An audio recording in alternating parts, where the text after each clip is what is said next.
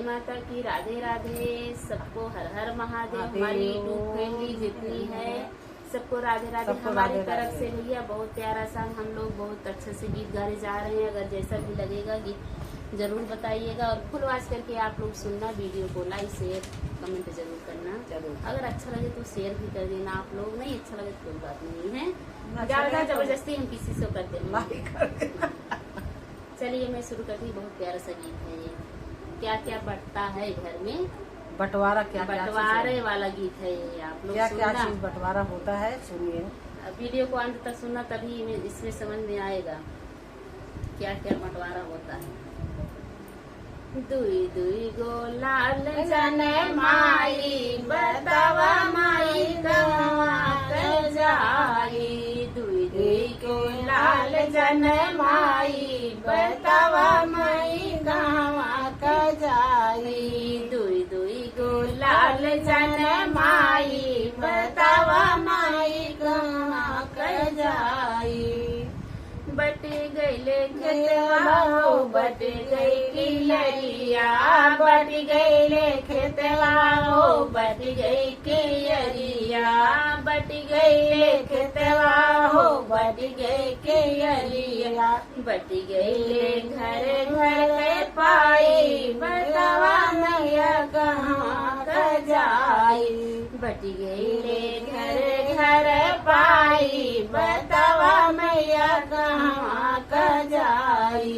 दुई दुई गो लाल जन माई बतावा मैया कहाँ कर जाई।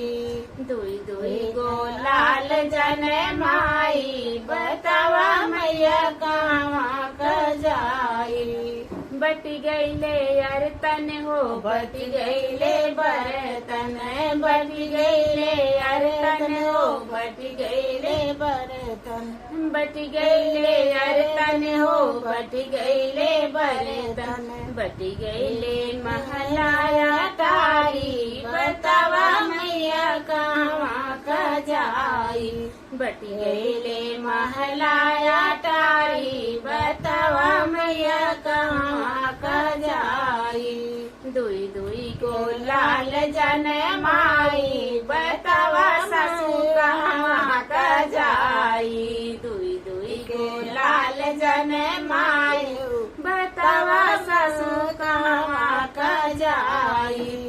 बट गईले खटिया हो बट गईले मचिया, बट गईले खटिया हो बट गईले मचिया, बट गईले सोफा चार पाई बतावा मैया कहाँ का जाई। बट गईले सोफा चार पाई बतावा मैया कहाँ का जाई।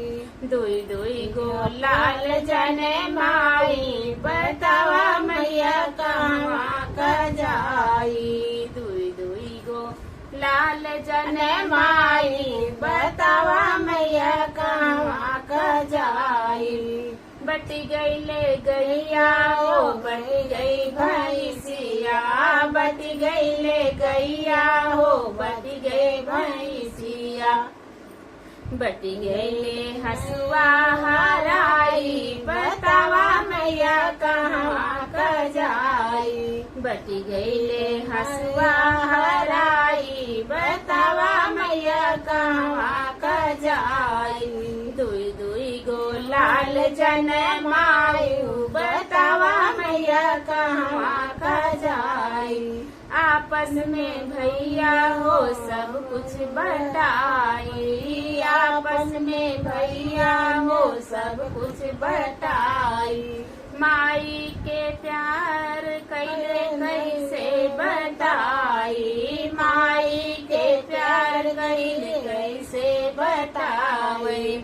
सुनावे ओ तो गाई गाई बतावा भैया कहाँ का जाई। सुनावे ओ गाई गाई बतावा भैया कहाँ का जाई। दुई दुई गो लाल जन माई बतावा मैया कहाँ का जाई। दुई दुई गो लाल जन माई बतावा मैया कहाँ भरा गीत है, आप लोग वीडियो को पूरा सुनना।